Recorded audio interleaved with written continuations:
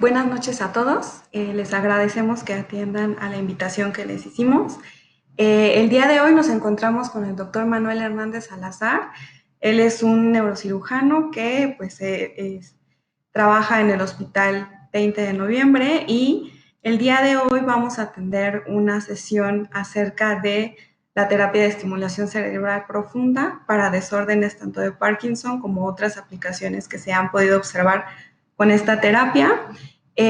Nada más por cuestión de lo que tenemos que atender durante el webinar, les pedimos por favor que en su pantalla, en la parte superior, tienen un pequeño icono con un signo de interrogación. Para hacer cualquier pregunta la podrían hacer durante toda la sesión en esta sección y al final vamos a hacer la lectura de esas mismas preguntas y las vamos a comentar con el doctor. Y bueno, sin más, les dejo con el doctor Manuel. Buenas noches. Buenas noches, Viridiana, muchas gracias. Muy bien, buenas noches, estimados colegas, queridos amigos. El día de hoy vamos a platicar un poco acerca de lo que son las terapias avanzadas.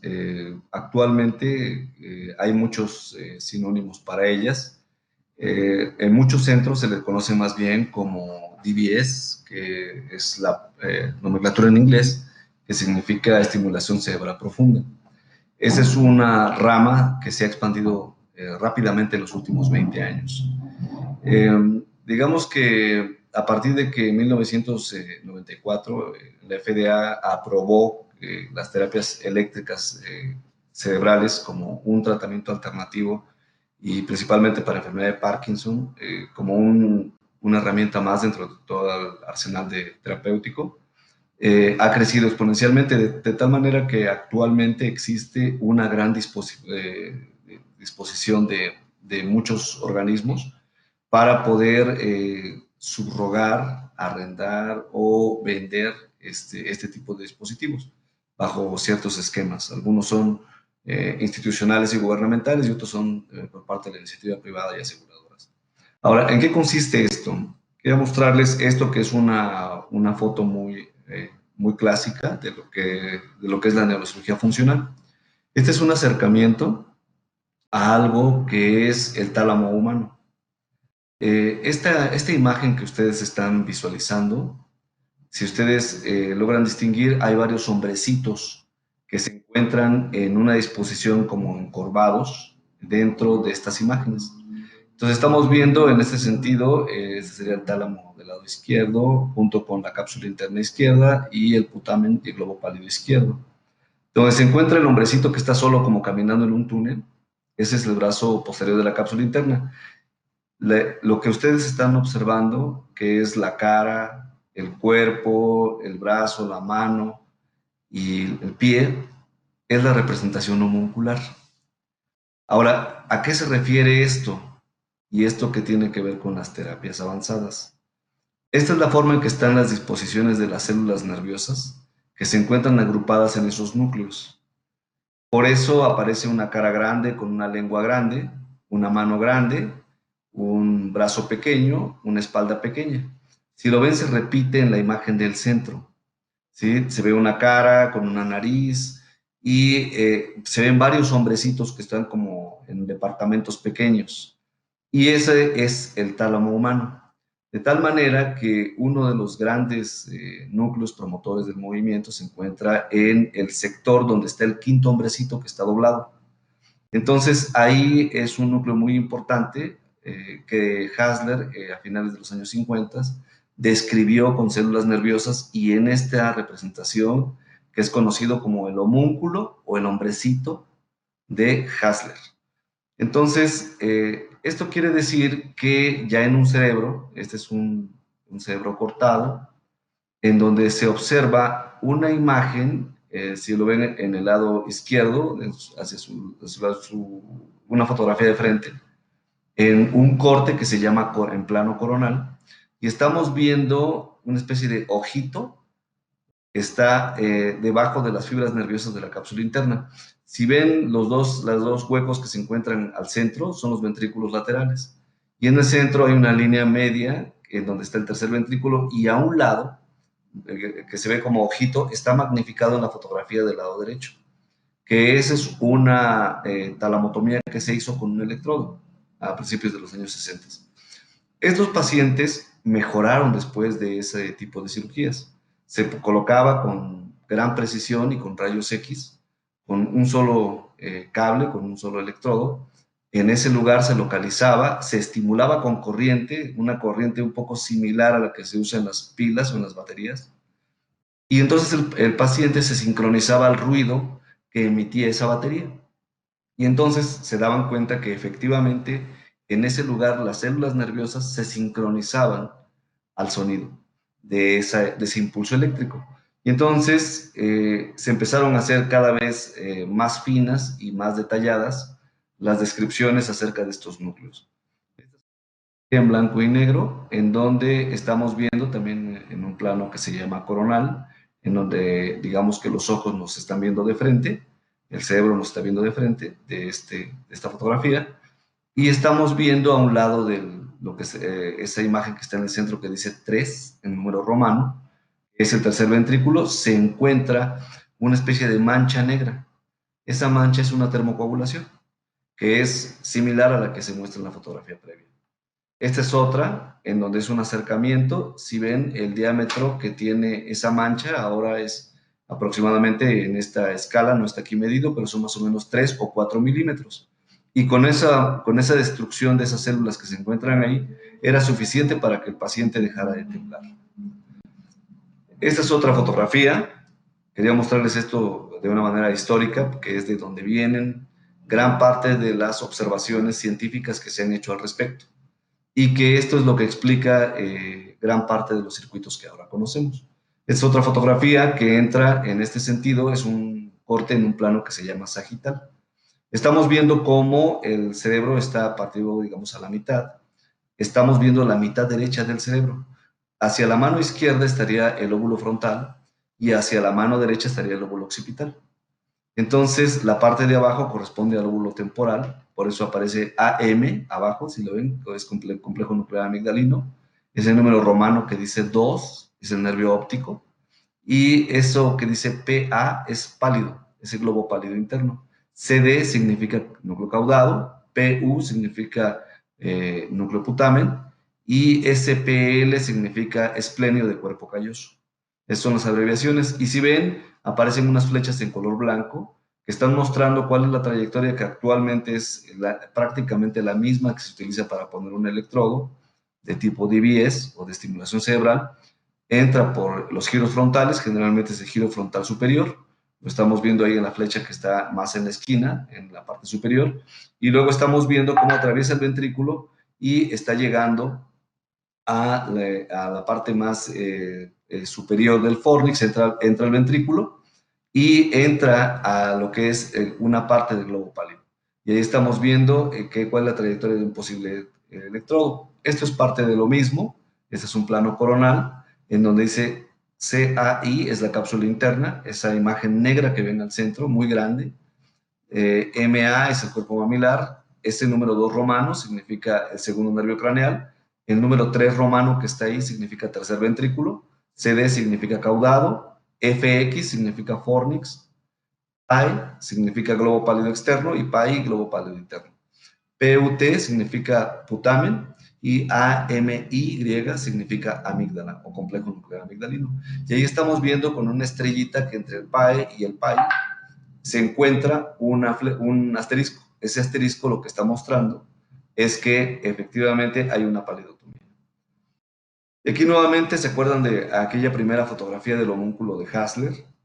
Ahora estamos viendo, este es un dibujo que se hace sobre un corte en fresco del sistema nervioso, del cerebro, en un plano coronal, y estamos viendo cómo se observa el BIM BOP. El BIM BOP que están hacia el centro de la imagen, ¿sí? Si lo ven, el brazo anterior de la cápsula interna le da contorno a eso que se llama BAP y BIM, que se encuentran en la parte interna.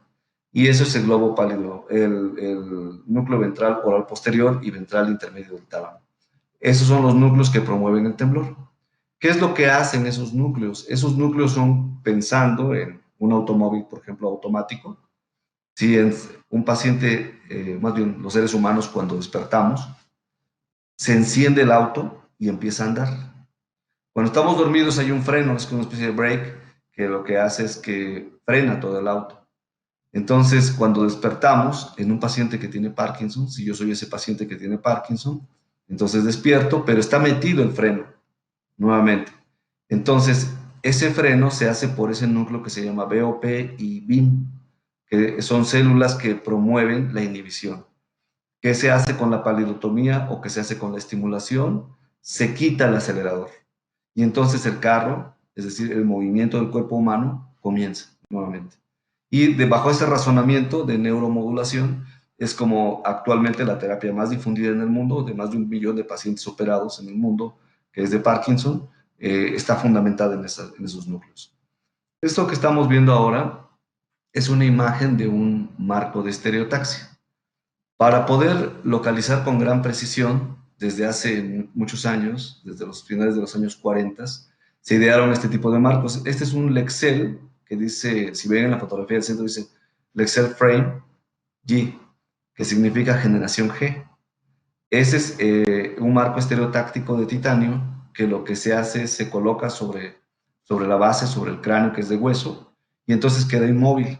Y a partir de ahí, todas esas perforaciones que aparecen en ese modelo de acrílico, que es similar a un cráneo humano, se hacen perforaciones y por ahí se puede llegar a cualquier punto del sistema nervioso prácticamente. Las perforaciones que más se usan son las que se encuentran en el frontal. Si ven, hay una imagen que está al lado izquierdo, en la parte superior, que es un cráneo frontal. Por ahí arriba de la órbita es donde más se utiliza ese sector para llegar a los núcleos que se encuentran, que controlan el movimiento, tanto la enfermedad de Parkinson como la distonía.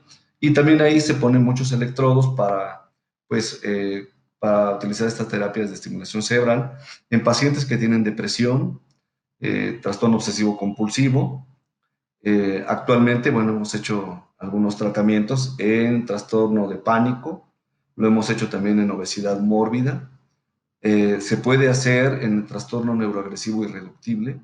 También podemos hacerlo en algún aspecto de conducta disruptiva. Se ha hecho en Asia, se ha hecho a través de esta misma técnica, en pacientes que tienen esquizofrenia y agresividad. Se ha hecho en pacientes con autismo. Ha tenido una gran versatilidad y tiene muchas indicaciones. Entonces, este marco, como pueden ver, es un marco que se utiliza para muchos tratamientos con estereotaxia. Y actualmente hay dos que son muy nuevos, que salieron, que son la cirugía más exacta del mundo, también hecha por estereotaxia. Uno de ellos se llama, seguramente lo han escuchado, Gamma Knife, que es un rayo gamma que se guía con este marco, y el otro que se llama HIFU, que es el ultrasonido de alta intensidad, que se utiliza para hacer lo mismo, pero sin abrir el sistema nervioso. Le hace hacer una lesión focal por ultrasonido. Esta es una jaula de estereotaxia, quería mostrárselas nada más como algo cultural. Es como se localiza matemáticamente ese punto. Se hace a través de un plan, de una computadora que se llama, en este caso para el sistema Excel, se llama SOGI-Plan. Ahí están imágenes de reconstrucción, ahí es una lesión que está en el centro del cerebro, exclusivamente en el puente. Y estos son los montajes que se pueden utilizar con el marco de estereotaxia. Como pueden ver, es muy versátil, se pueden hacer montajes laterales, se pueden hacer montajes frontales, anteriores y posteriores. Esto es para ilustrar cómo entra una aguja en un paciente, es un dibujo de una anatomía transfrontal y una anatomía transcerebelosa. Podemos llegar al puente, al bulbo raquídeo, bueno, a la médula oblonga, al mesencéfalo. Podemos abarcar una gran parte del cerebelo, podemos utilizarlo para localizar en cualquier punto, ya sea en la ínsula, en el lóbulo frontal, en el lóbulo temporal. Estas son algunas de las imágenes que me gustaría mostrarles acerca de algunas observaciones que se pueden hacer durante la localización, porque ustedes se preguntarían, entonces, ¿cómo sé exactamente que estoy en el blanco, que estoy en el sitio correctamente, verdad? Esa sería una duda que podría surgir de decir, estoy en el blanco donde está ocurriendo esto de la enfermedad y este mapa de Hasler en el BIM-BOP, en el lobo pálido interno o en el subtálamo, para el caso de Parkinson. En el caso de depresión, estoy en el núcleo accumbens. En el caso de obesidad, estoy en el hipotálamo. En el caso de agresividad, estoy en el complejo nuclear amigdalino. Entonces, tenemos que estas imágenes son guiadas con atlas. Entonces, estos atlas están representados, si ven en esta imagen que está en el lado derecho, la imagen más superior derecha, es un atlas referenciado. No vamos a meternos mucho en la cosa de atlas porque son electrónicos, pero es muy, muy interesante porque se pueden consultar para verificar coordenadas milímetro a milímetro. La segunda es la verificación a través de una microsonda o un microelectrodo que nos da sus potenciales. Si ven, hay una línea verde que está marcada, es una línea verde que lo que haría sería una especie de canto de pájaro, así como de prr, prr, prr, prr. Es el cantar de las neuronas subtalámicas. Es así lo tenemos todos. Es el cantar de nuestras neuronas, de todos los seres humanos en el subtálamo. En un paciente con enfermedad de Parkinson están un poquito atenuadas y un poco alargados en ese canto. Y entonces se puede localizar con una microsonda o un microelectrodo, con un electrodo de microregistro, ese cantar, y entonces podemos verlo. Ahorita vamos a ver a más detalle cómo se va viendo cuando se va aproximando. También existe una verificación funcional. En la tercera fotografía, donde están las personas vestidas de azul, es el equipo de neurocirugía que está buscando la mejor prueba de estimulación, que lo que se hace es pedirle al paciente que muestre la mano cuando está temblando, y cuando se coloca el electrodo, a la hora de aplicar la corriente, debe de dejar de temblar. Y luego posteriormente con la misma radiografía, en la parte inferior, se puede ver que se quede en ese lugar y ya no se mueve una vez colocado ahí. Eso que está ahí es una imagen de lo que es el electrodo de microregistro. Si ven esa plataforma, ese artefacto que se ve de color negro, es una microguía. Esa es una perforación que es del tamaño de una moneda de 50 centavos. Y lo que se encuentra abajo es una representación de un grupo neuronal que se encuentra cerca de la microguía. Y entonces lo que se ven son esos disparos, esos le llaman firings, que son como pequeños disparos de grupos de neuronas. Ya estamos a menos 4 milímetros. Aquí a menos 3, si ven cómo se empieza a agrupar, estamos a 2.5, a 2. Vean cómo empiezan a ser más altos las amplitudes y se empiezan a agrupar más. Ahí estamos a menos 1 y ahí finalmente estamos en el 0. Y ahí están esos grupos de firings, esos grupos neuronales de disparos. Ahí estamos ya pasándonos, esa es parte de la sustancia negra. Así se ve la sustancia negra en el cantar de estas neuronas, que son completamente, parecería que no tienen un tono que se puede identificar, pero es un tono muy característico. Bueno, esta es una fotografía de una broma que hacemos, ¿qué es lo que hacen los anestesiólogos durante esta cirugía? Pues realmente estamos relajados, ¿verdad? Y estamos viendo qué es lo que encontramos cuando tratamos de localizar. Esta es una escala de más o menos, en la esfera mide menos de 4 milímetros, estamos viendo que mide más o menos 3 milímetros. Pero como entre un milímetro y otro hay posiciones centrales diferentes. Y si ven, esta es una hoja que se utiliza, este es un hospital en Holanda, ahorita les presento una que hacemos nosotros, para localizar cómo se puede ver es que exactamente estamos ahí. ¿Cómo se hace este tipo de cirugía? Bueno, se hace con anestesia local. Habitualmente no se medica al paciente para enfermedad de Parkinson un día antes, al menos. Generalmente son 48 horas, lo más recomendable, para que entre temblando y muy rígido. Y podamos, durante la cirugía, obtener la mejor respuesta y quitarle esa rigidez y quitarle el temblor. Entonces, ¿existen efectos colaterales? Bueno, sí.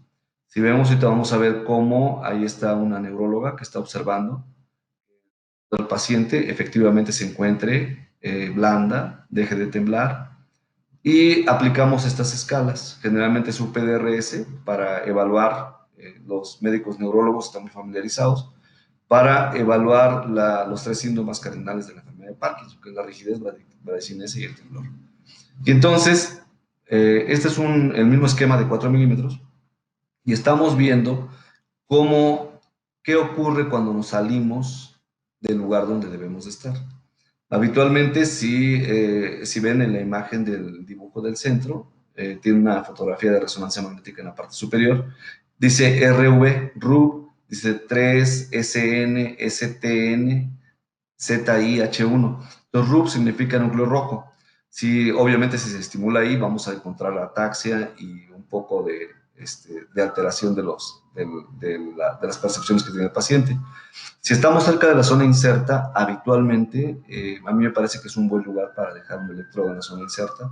Habitualmente varios, sobre todo el grupo de San Francisco, Recomienda que el subtálamo tenga un poco de zona inserta también durante las pruebas de estimulación y se deje una punta en la zona inserta, ya que reduce significativamente el temblor. Y estamos viendo cómo en el núcleo subtalámico sí mejora la rigidez, el temblor, puede haber un poco de lentitud y puede haber un poco de disquinesia. Si estamos en la cápsula interna, generalmente hay contracciones tetánicas, hay disartre y una desviación brusca de los movimientos. Si estamos cerca del núcleo que dice 3, romano, es el núcleo propio del tercer par craneal. Entonces vamos a encontrar que la abducción y la aducción de los ojos se disminuye. Hay una alteración al seguimiento y a la acomodación. Hay una parestesia y el paciente se siente mal. Hay síntomas que son de tipo autonómico o vagales. Y generalmente cerca de esa zona también la sustancia negra hay una perturbación aguda. Algunos pacientes que se han sido estimulados en la sustancia negra se les observa como si tuvieran una crisis convulsiva. Esto es un detalle acerca de qué tan laterales quedan y pueden ocurrir estos movimientos. Y bueno, es parte de lo mismo, qué tan ventral o qué tan lateral. Y las preguntas de siempre, ¿no? ¿Qué es mejor, hacer microregistro o hacer estimulación?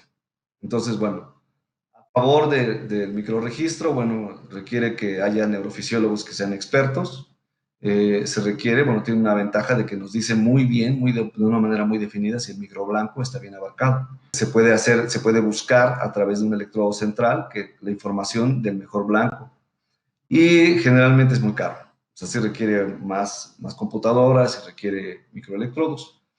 Generalmente nos da cierta información anatómica, pero no nos define si se va a quedar ahí el electrodo.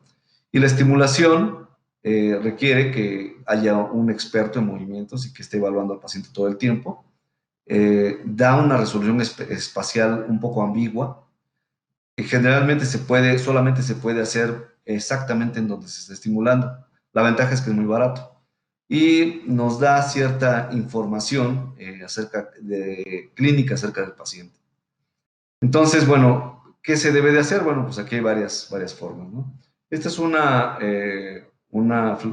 fotografía de una fluoroscopía en donde se verifica muchas veces cómo debe de quedar el electrodo. Como ven, el electrodo izquierdo ya fue puesto, estamos viendo al paciente de frente, por lo tanto, donde está el electrodo es su lado izquierdo, su órbita izquierda, y donde se está probando es en el lado derecho.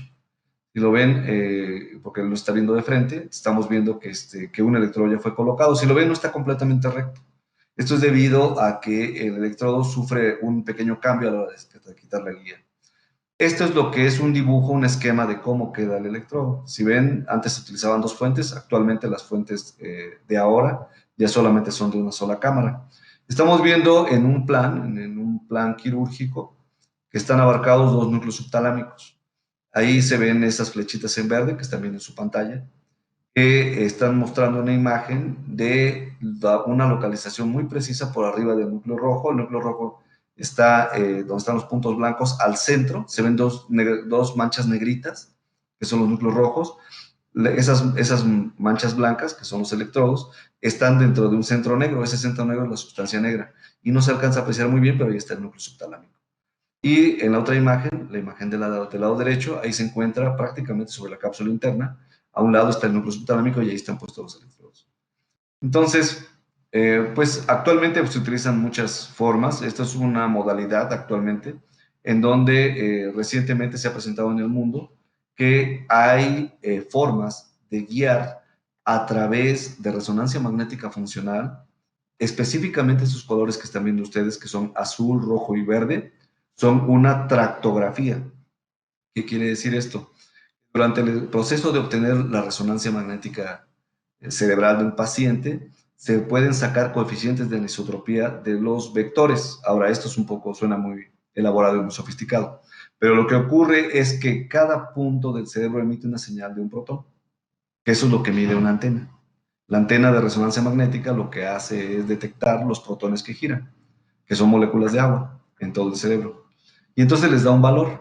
Y de acuerdo a la dirección de ese vector, que es muy pequeño, hace una sumatoria y tarda mucho tiempo.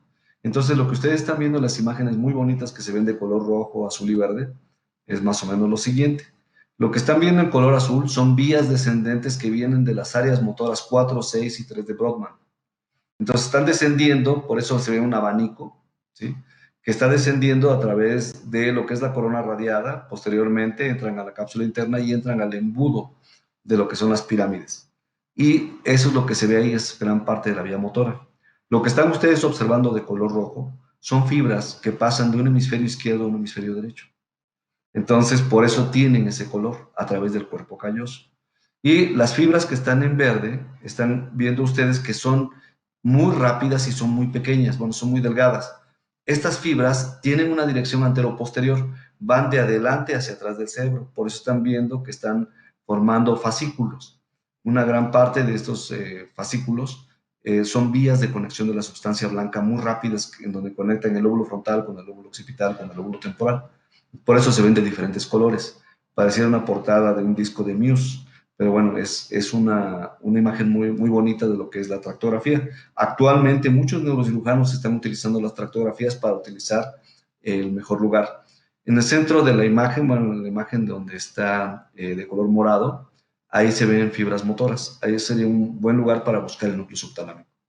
En la otra imagen, donde está un dummy, que bueno, es una especie de persona virtual, están haciendo una calibración de un navegador y lo que estamos viendo a la imagen más grande abajo es una resonancia magnética intraoperatoria, en donde estamos viendo una sala que hay en la Clínica Mayo, que es una Brain Suite. Así es como se opera en la Brain Suite. Habitualmente se tiene todo esto pues para detectar tumores y para detectar imágenes más grandes. El verdadero futuro sería esta imagen, ¿verdad? Donde un día, a través de un chip, posiblemente que genere sensaciones benéficas y placenteras, se pueda hacer pues bajo anestesia local incluso, en una sala de resonancia magnética, se pueda cargar una especie de tarjeta de crédito, quizá algún día. Hay muchas publicaciones que han hecho referencia a este control de movimiento, que también en algunos casos se utiliza para controlar síntomas muy importantes. Después de la década del cerebro, aparecieron la década de la conducta, y en el año 2013 el gobierno de los Estados Unidos abrió investigación. Aquí está.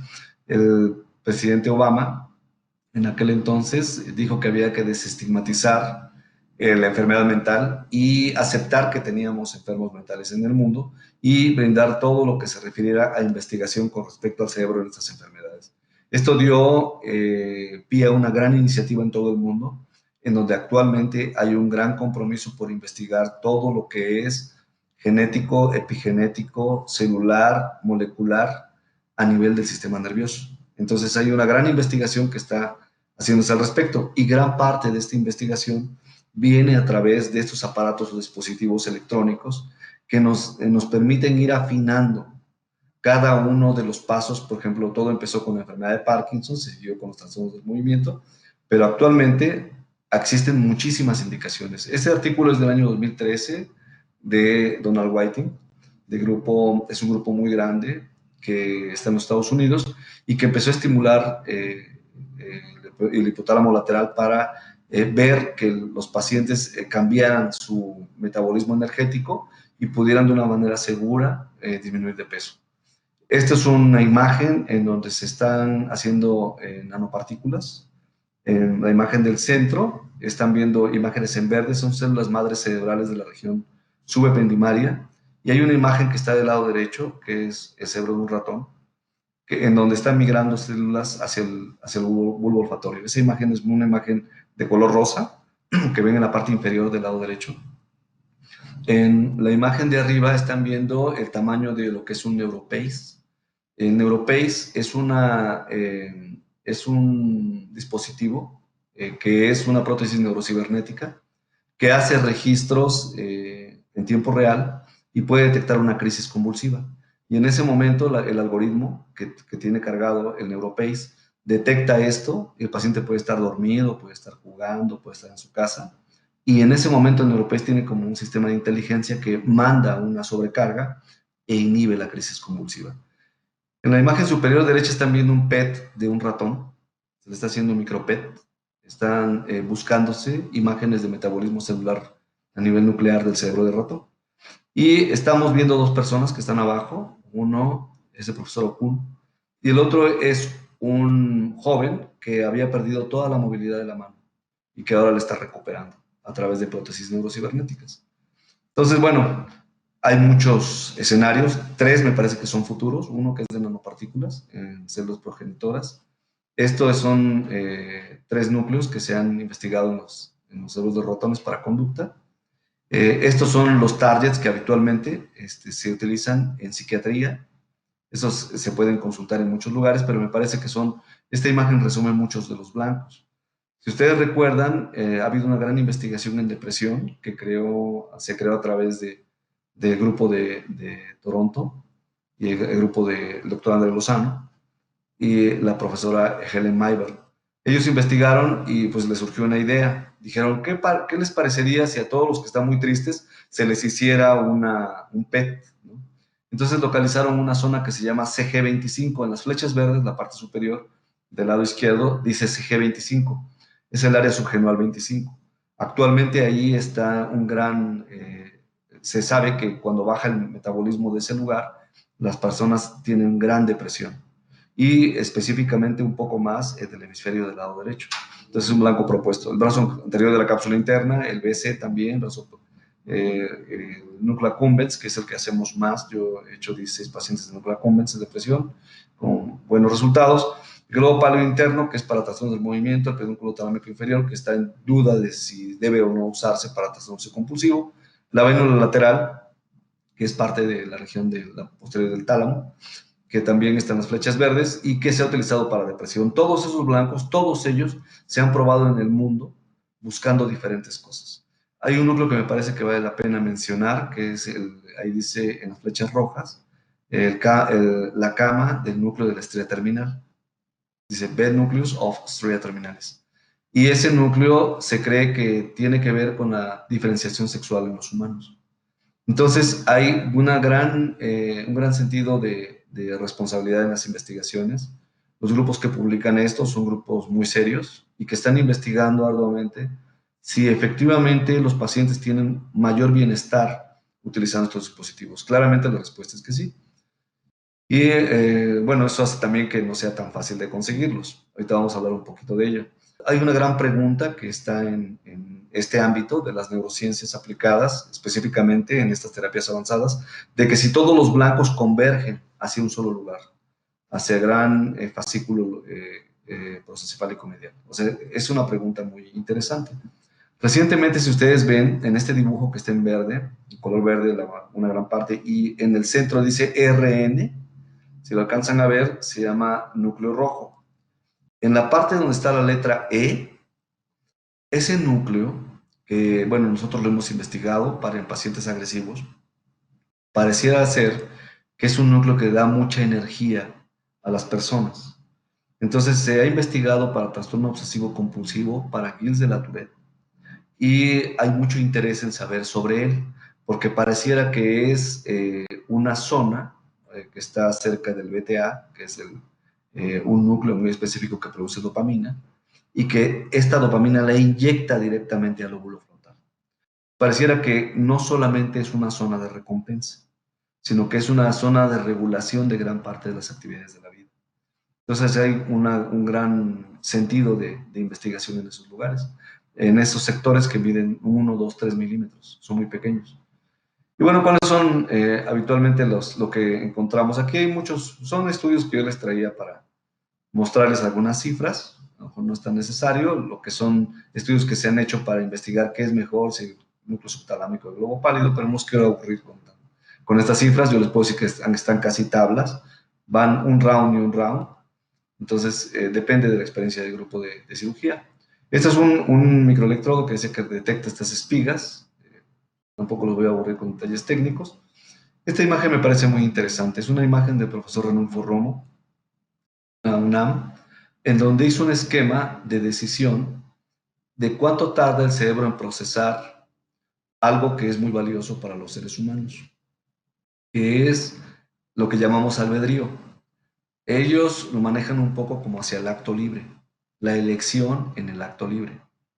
Entonces, si ven, hay un umbral que se produce desde el área del giro precentral, y que es el área premotora. Esto ha sido muy investigado por los dilemas que se presentan para en los titubeos o en la búsqueda de alguna cosa y en lo que sentimos que es nuestra libertad. Pareciera que ambos están muy relacionados y pareciera que no somos tan libres como creemos, sino que hay una especie de repetición compulsiva que tenemos los humanos, que se puede registrar muy bien y que se puede hacer un modelo de predicción muy bueno. Entonces me parece que son investigaciones muy atinadas y acertadas a cómo funciona el sistema nervioso en los humanos. Y aquí podemos ver, bueno, esto que ya les había mostrado, cómo se ve de diferente una señal de otra en diferentes núcleos cerebrales. Estas son núcleo pedúnculo pontino, no los voy a aburrir, está en la región del puente. Y hay algunos efectos. Quiero mostrarles un poquito acerca de lo que ha sido la perspectiva de lo que es la cirugía psiquiátrica, específicamente en el caso de lo que ha ocurrido en la experiencia un poquito de nosotros. En el caso del trastorno neuroagresivo irreductible, que es, todos los seres humanos tenemos ira, es decir, una situación en la que ustedes piensen que a ustedes les desencadena ira, esta puede ser incontrolable, muchos le llamamos incontrolable, cuando nos damos ira por algo. Es como, me permito sentir esta emoción negativa hasta cierto punto. Cuando uno la deja crecer, sobre todo cuando no tiene las herramientas cognitivas para detenerla, como en el caso de la esquizofrenia y como en el caso del retraso del desarrollo, que actualmente se conoce como discapacidad intelectual del neurodesarrollo, en donde esta ira no es controlable ya que las neuronas frontales se encuentran atrofiadas o se encuentran con alteraciones. Entonces, un mecanismo de codificación es incorrecto. Si ustedes recuerdan cómo ocurre una situación de, por ejemplo, cuando una persona se nos acerca y nos ve fijamente, eso es como un desafío, ¿verdad? Lo sentimos como una provocación y lo sentimos como un acto de mala educación probablemente. Seguramente, de acuerdo a cómo sea la educación de todos nosotros, responderemos de diferentes maneras. Muchas veces será solo incomodidad y preferimos retirarnos, pero otras veces será incontrolable. Y si nos sentimos amenazados, seguramente va a haber alguna respuesta. Entonces, esto magnificado muchas veces en las personas que tienen este tipo de alteraciones de la conducta, se puede amplificar. Entonces, con 2 electrodos de profundidad de grupo de Italia, de Angelo Francini, nosotros también lo hacemos aquí en México, se colocan estos electrodos muy cerca del núcleo BTA, arriba del núcleo rojo, cerca de la área hipotalámica, y entonces estas zonas se inhiben. Y entonces los pacientes pueden controlar estos episodios de ira, que pensamos que, bueno, que es de donde nacen. Para todo esto se requiere, quería mostrarles un poco de cómo se eligen estos pacientes. Tenemos los criterios que se utilizan actualmente el DSM-5 lo menciona, nosotros nos basamos, el DSM-4R tiene muchísima experiencia y bueno, nos basamos mucho en él. Nos bajamos en el eje 2, en el eje K, hacemos videos, hacemos pruebas neuropsicológicas, pero lo que califica a un paciente es esto que está en este algoritmo: severidad, resistencia, cronicidad. Eso es lo que dice si un paciente es o no candidato a nuestras terapias. Severidad, que tenga muy intenso el trastorno. Resistencia, que presente resistencia o farmacoresistencia o rebeldía o refractariedad a todos los tratamientos que son conocidos como estándar, que son terapias, psicoterapias y terapias farmacológicas, y que tenga al menos 2 años. Generalmente los pacientes, todos de los que hemos operado, tienen más de 5 años. Que sea por 2 opiniones de 2 personas expertas que sean independientes, que son 2 psiquiatras. Aquí decimos que, bueno, el tercer escalón es manejo farmacológico, incluyendo todo tipo de terapias. La terapia electroconvulsiva puede ser opcional. Se revisan todos estos criterios, que haya un consentimiento informado y que tenga posibilidades de ser seguido. Generalmente es un comité interdisciplinario. En las terapias avanzadas se han incluido actualmente hasta algólogos. Si ustedes ven, hay neurocirujanos, neurólogos, neurofisiólogos, psicólogos, puede haber abogados, puede haber mucha gente que opine a favor del paciente para su mejor resultado. Y bueno, quería mostrarles ahí algunas cosas que tienen que ver con resultados. Y bueno, estas son imágenes de cómo quedan los electrodos, habitualmente dónde se ponen. Esta es una guía es una guía de práctica clínica que está publicada aquí en México sobre la enfermedad de Parkinson, y donde vemos que, bueno, se contemplan ya las terapias en esta parte, estimulación de diferentes núcleos, en la parte final de esta guía, ya como una recomendación de la guía de práctica clínica en la República Mexicana. Y bueno, ¿qué hacer en ciertos casos, no? ¿En qué casos puede fallar? Bueno, tiene que haber un experto que sepa de movimientos anormales o que sepa muy bien de movimientos, en donde podemos buscar cuáles son los mejores pacientes. Aquí hay muchos criterios. Esta es una paciente que se operó de anorexia. Ahí estamos viendo cómo se le está filmando durante la colocación de electrodos para que se deje de sentir sensaciones de miedo hacia el alimento, de apetito. Se pueden hacer muchas pruebas durante la cirugía. Y bueno, estos son estudios que hacemos después. Así es como queda un electrodo aquí en México. Vean, queda más bonito que en los Estados Unidos. Entonces, ahí estamos viendo el núcleo accumbens atravesado por 4 electrodos que van hacia la cápsula interna también. Y tractografías, aquí están pacientes. Este paciente era un profesor que salió a comer quería ir a un concierto, y bueno, después de que lo operamos, al otro día firmó su alta porque quería irse al concierto, estaba muy contento. Ven esa sonrisa, aparece durante la estimulación, y entonces también lo estamos viendo en el electroencefalograma. La paciente del lado izquierdo está riéndose. Nosotros no hacemos la evaluación, la tienen que hacer neuropsicólogos y psicólogos. Nosotros no hacemos eso, solamente hacemos la ubicación de los núcleos. Y estos son resultados de electroencefalogramas. Vean cómo cambia después de que se les da el tratamiento, cómo disminuyen las clinimetrías de los pacientes que son tratados con estas técnicas. Y bueno, da pie a muchos estudios para todo esto. Entonces, vemos cómo existen en general así recomendaciones. Tiene que haber un comité, eso es muy importante, que se forme un grupo interdisciplinario. Recuerden que los comités de los hospitales solamente son 4, y uno de ellos muy importante, que es el comité de puede adherir un comité que sea ad hoc o un grupo de estudio que se adhiera al comité de calidad con más de 2 integrantes. Habitualmente son 3 o más. Sí, puede ser el neurólogo, el psicólogo, puede ser el psiquiatra, el psicólogo, el neuropsicólogo y el neurocirujano o los neurocirujanos. Obviamente todas estas personas, algunos países en Europa, por ejemplo, toman personas aleatoriamente que opinen acerca de esos tratamientos. Y cada vez se va haciendo una perfección de todos estos comités. Un comité que sea afín, que haga este trabajo y que, bueno, que haga propuestas hacia las leyes actuales. Que se tenga la tecnología o que se pueda rentar la tecnología. Actualmente hay muchas tecnologías. Bueno, obviamente aquí este sitio, bueno, está siendo apoyando por Levet, ¿no? Y Levet tiene tecnología St. Jude Medical, que es muy, muy exacta. También hay otros grupos, como el grupo de Medtronic, el grupo de Boston Scientific, que están teniendo todas estas tecnologías. Entonces, todos ellos son empresas responsables, con gran responsabilidad social, que lo que hacen es que hacen apoyos hacia algunas fundaciones también. También se puede buscar por ahí algún tratamiento para pacientes bien propuestos, y sin duda van a tener alguna respuesta. Entonces, hay que crear los modelos, decir, bueno, para lo que yo sé, para lo que yo he visto, eh, me parece que este es el modelo adecuado, o sea, este es mi modelo. Yo creo que este es, ya seleccionó al paciente, es un Parkinson intermedio, tiene un buen PDRS, tiene menos de 70 años, lo puedo operar muy bien, entonces ya tengo al neurólogo, o ya tengo al cirujano, o ya tengo al psicólogo, somos 3 y estamos haciendo una propuesta para hacer un implante. Y verán cómo esto resulta. Así empezamos nosotros. Así empezaron todos los.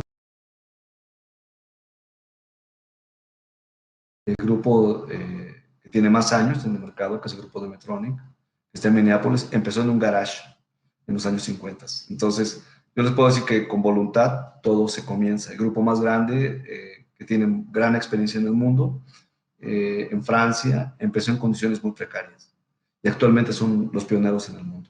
Entonces, bueno, hay que pues leer al respecto, hay que documentarse. Yo estoy para ayudarlos y asesorarlos, orientarlos, compartirles información, libros, lo que necesiten. Estoy siempre a sus órdenes. Muchas gracias. Bueno, entonces vamos a dar inicio ahorita a la sección de preguntas y respuestas.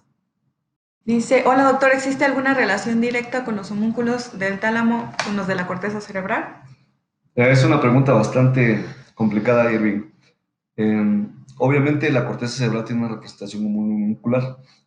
Hasta donde sabemos, yo no conozco algún estudio que haga, o sea, obviamente todo es homuncular, o sea, la cápsula interna, los tálamos, todo es homuncular, pero que haga la correlación de uno a otro es un trabajo muy amplio. Yo lo desconozco, pero es una pregunta muy interesante. Pero si recordamos, me parece que el grupo que más lo ha trabajado es el grupo de Rodolfo Linás, cuando en Nueva York ellos hicieron una correlación del vórtex del tálamo hacia la corteza cerebral. Ellos creen que eso crea todo lo que es el espectro consciente.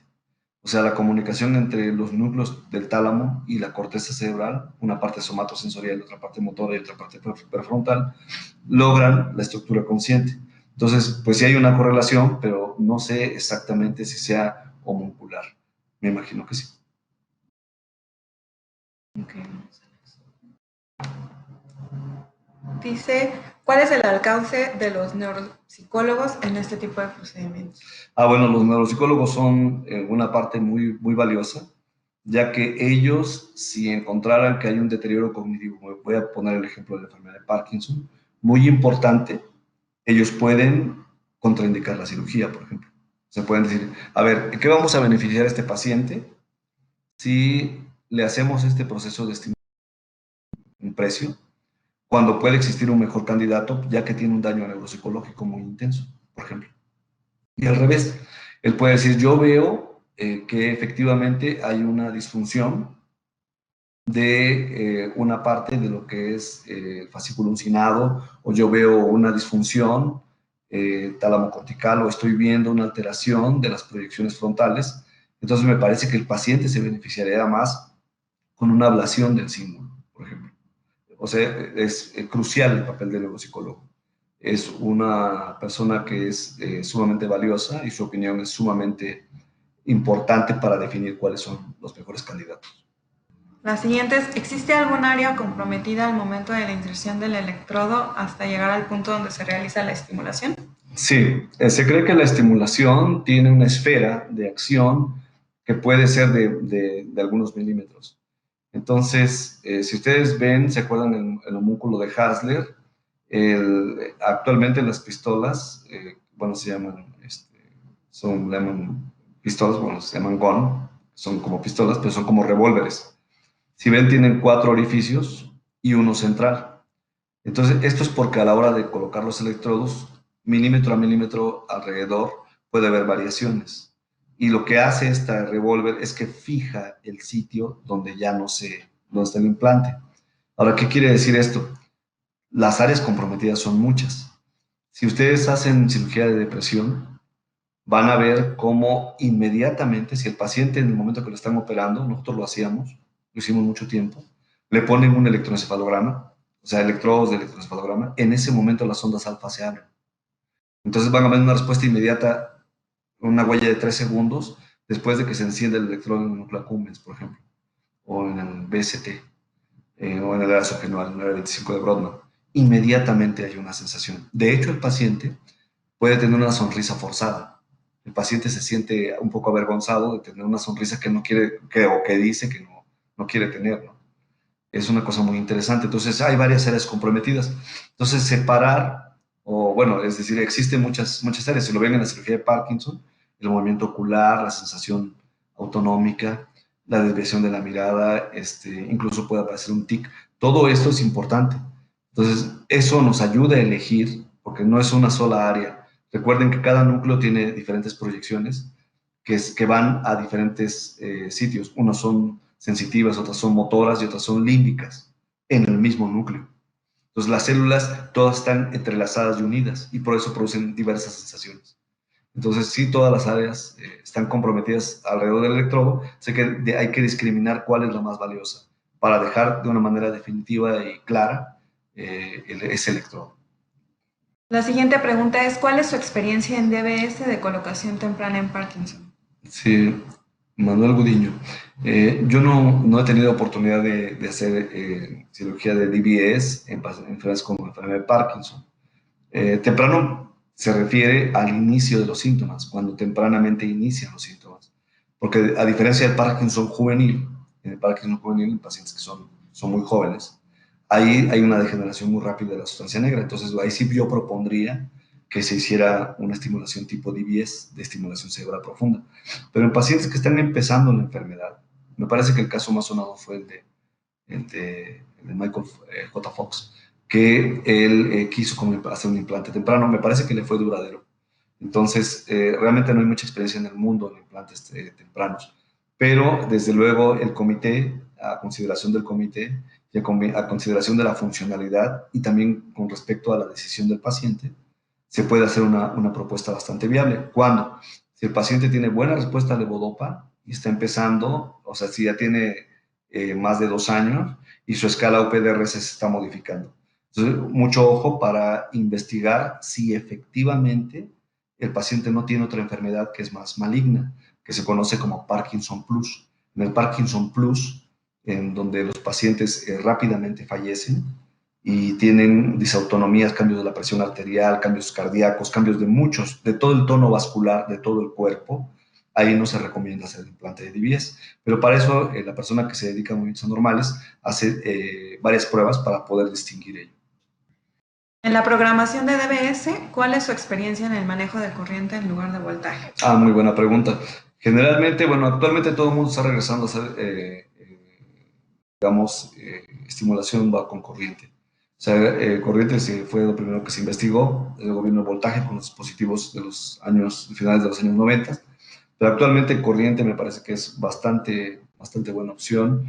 Ha habido mucha controversia sobre si es mejor el voltaje que la corriente, durante algunos años existió eso, pero hemos visto que depende mucho de que, digamos, de los dispositivos, entre más modernos sean, mejor, digamos, que vienen mejor equipados con estas capacidades.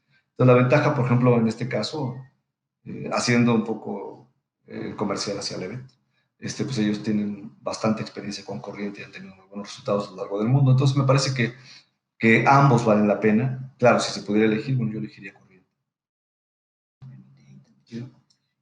Bueno, para complementar el tema de la corriente continua, pues en realidad tiene mucho que ver más allá de la terapia con el rendimiento de los equipos. Entonces, eso es un tema electrónico a través del cual, pues nosotros en electrónica sabemos cómo funcionan los circuitos más sencillos, entonces eso tiene mucho que ver con la manera en la que se hacen las mediciones tanto de voltaje y de corriente de los dispositivos y eso al final de cuentas nada más se resume en cómo va a operar el dispositivo, cuánto tiempo le va a durar la batería. Entonces, si se optimiza un poquito más el recurso, esto pues tomando en cuenta que las baterías son pilas que son pequeñas y que tienen pues cierta durabilidad, que esa sería como la parte más técnica con respecto del equipo. Y bueno, añadiendo un poquito lo que dice aquí Viridiana, también quiero decirles que cuando uno hace estimulación de corriente y voltaje contra frecuencia, vale la pena hacer mucha exploración con frecuencia. Los pacientes tienen grandes cambios sin tanta energía, entonces la frecuencia se puede optimizar. No hablé de ello, pero creo que es una forma muy interesante porque la frecuencia, actualmente hay dispositivos que tienen 500 disparos en medio segundo. Entonces, esto se parece mucho al disparo de las neuronas, así como funcionan las neuronas. Entonces, eso a la larga produce grandes cambios en el sistema nervioso. Actualmente hay un estudio del grupo de Nueva Zelanda, donde está el profesor Van der Riek, en donde están haciendo estimulación del cíngulo medial, están haciendo estimulación también de la columna de la dura madre en T9 y T11 para espalda fallida, y los pacientes tienen cambios incluso cognitivos. O sea, mejora su capacidad de aprender, independientemente del dolor. O sea, el dolor sí mejora. Pero independientemente de ello, se ven cambios en el lóbulo frontal. Y actualmente ya se está haciendo este ensayo en cíngulo y los pacientes reportan un gran bienestar. Entonces, vale la pena seguir explorando también, además del tipo de corriente y voltaje, sobre todo en parámetros de frecuencias. Ok, la siguiente pregunta Saludos, doctor Hernández. ¿Cuál es el costo aproximado del procedimiento? Bueno, aquí depende mucho del dispositivo y vale la pena, bueno, decir que lo más o menos oscilan entre más o menos 450,000 en los dispositivos más sencillos, hasta 650,000 o 700,000 en los más modernos. Depende de muchas cosas. El Parkinson, la enfermedad de Parkinson, ¿es unilateral? ¿Es bilateral? Esa es una pregunta. Generalmente es bilateral, entonces requerirían dos electrodos con dos extensiones y una fuente que tenga dos cámaras. Eso ya hace que el costo sea más o menos de 550,000 pesos en el dispositivo. Ahora, habitualmente, un equipo que tiene todo esto también renta el marco de estereotaxia. Yo le pondría en la cereza del pastel lo que es el sistema de microregistro. El sistema de microregistro generalmente genera costos adicionales. Hay grupos que venden caro esto del sistema de microregistro, pero digamos que quieren todo. Necesitan el marco, porque no lo tienen. Necesitan los electrodos y necesitan el sistema de microregistro. Eso tiene un valor aproximado de unos 700,000 pesos, más o menos, en el mercado. Obviamente, en una institución el precio es mucho menor para la institución y obviamente, bueno, pues se buscan esquemas, ¿no? Que puedan, de acuerdo al número de pacientes que ustedes tengan o que se tengan, pues hacer algún esquema de financiamiento con alguna empresa. Eso también vale mucho la pena. Algunos lo han podido hacer en Médica Sur, por ejemplo, lo han podido hacer en el ABC, en el observatorio. O sea, hay grupos que se dedican a esto, a buscar también, hay experiencia en ellos, bastante. Y pues este esquema de financiamiento puede ser una solución. Eh, Hay otra pregunta que dice, ¿cuál ha sido su experiencia en tratamiento de epilepsia en DBS? Yo he hecho estimulación del núcleo talámico anterior en DBS. Me parece que la respuesta no es tan espectacular. He visto otros grupos que están haciendo, hay un grupo que es muy famoso del doctor Francisco Velasco en el Hospital General, y que ellos tienen mucha experiencia en núcleo centromediano. Entonces, el núcleo centromediano no, tampoco es un núcleo fácil de localizar. Algunos grupos dicen que no, como no es fácil de localizar, no se puede replicar tan fácilmente. El tálamo anterior también tiene su gracia, porque, bueno, es una trayectoria que es transventricular, o sea, es por dentro del ventrículo, es muy medial, y es en la parte más superior del tálamo anterior. Entonces, sí requiere mucha experiencia viendo resonancia magnética para localizar una parte del haz mamilotalámico e implantarlo por arriba del haz mamilotalámico. Entonces, requiere como una gran experiencia viendo imágenes, pero se puede hacer perfectamente bien. Y sí, hay un grupo Santé de Medtronic, hizo el estudio en 100 pacientes. Ellos reportan que globalmente sí mejoran el número de crisis, pero sigue habiendo una cantidad de pacientes que tienen muerte súbita y todo esto que tienen los pacientes con epilepsia, que eso, pues de hecho, en ellos es mayor el riesgo de muerte súbita y otros problemas. Ellos dicen que eso no lo impacta tanto, pero que impacta una parte del número de crisis. A mí me parece que nosotros tenemos dos pacientes que se operaron de esto, los dos son niños, y me parece que hay una respuesta que es prometedora. Yo creo que se tiene que seguir por más años para poder saber el número global de crisis. Bueno, son todas las preguntas. Si nadie más quiere preguntar algo, vamos a dar por finalizada la sesión y les agradecemos mucho que nos hayan acompañado. Buenas noches a todos. Buenas noches.